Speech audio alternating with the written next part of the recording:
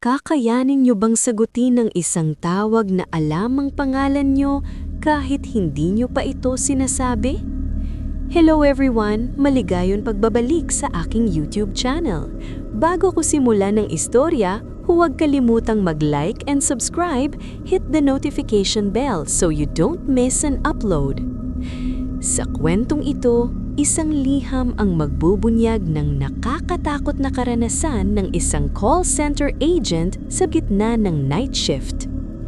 Magandang araw po sa inyo at sa lahat ng tagapakinig. Ako po si Mike at ang karanasan ko pong ito ay nangyari noong ako'y nagtatrabaho bilang call center agent.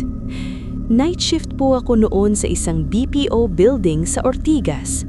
Sanay na ako sa puyat, mura ng customer at sa katahimikan ng madaling araw. Ang account namin ay pang US, kaya bandang 2:00 hanggang 3:00 ng umaga doon nagiging sobrang tahimik ang floor. Ilang ilaw na lang bukas, karamihan sa mga agent tulog na ang mata habang nakatitig sa monitor.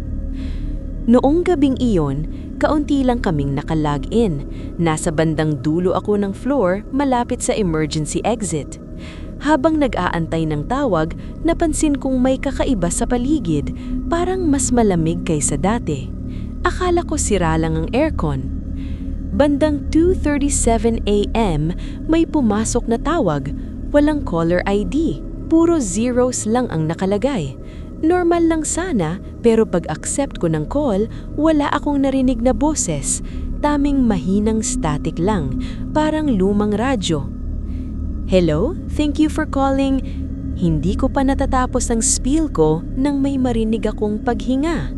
Mabagal, mabigat, parang may taong sobrang lapit sa mic. Sir, can you hear me? Tanong ko. Doon ko narinig ang boses. Mahina pero malinaw. Mike? Nanlamig ang buong katawan ko. Hindi ko binibigay ang pangalan ko sa customer. Automatic lang na ID number ang lumalabas. Akala ko prank call, kaya tinanong ko kung paano niya nalaman ang pangalan ko. Tumawa siya, isang tawang paos, parang may plema. Diyan ka ba lang ba mag-isa? Tanong niya. Biglang namatay ang monitor ko. Pati headset, saglit na nag-static. Nang bumalik ang screen, naka-hold ang call, pero walang option na ibaba.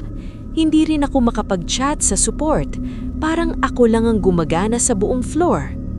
Pagtingin ko sa salamin sa monitor, may nakita akong anino sa likod ko. Parang may nakatayong tao sa may aisle.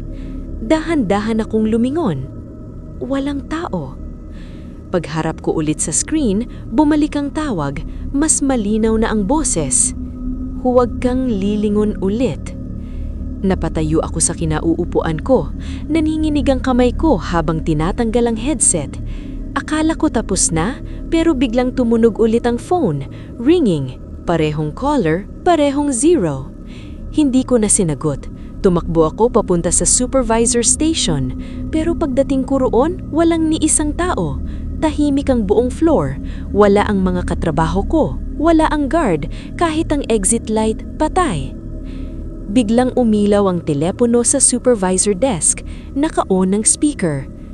Mike, sabi ng boses, ikaw na lang ang gising. May narinig akong yapak mula sa likod ko, mabagal, papalapit, kasabay ng mahinang paghinga, pareho sa narinig ko sa tawag. Hindi ako makagalaw, parang may humahawak sa balikat ko, mabigat at malamig. Sa sobrang takot, napasigaw ako. Pagdilat ko, nasa clinic na ako ng building, gising ang ilaw, nandoon ang guard at supervisor ko. Sabi nila, nawalan daw ako ng malay sa station ko, 3:00 na raw ng umaga. Tinawanan lang nila ang kwento ko, pero bago ako bumalik sa station, may ipinakita sa akin ng IT. May isang recorded call daw sa system, isang tawag na tumagal ng eksaktong 6 minutes, walang customer number, walang boses ng agent, maliban sa isang pabulong na sinabi sa dulo ng recording. Salamat sa pakikinig. Kinabukasan, nag-file ako ng resignation.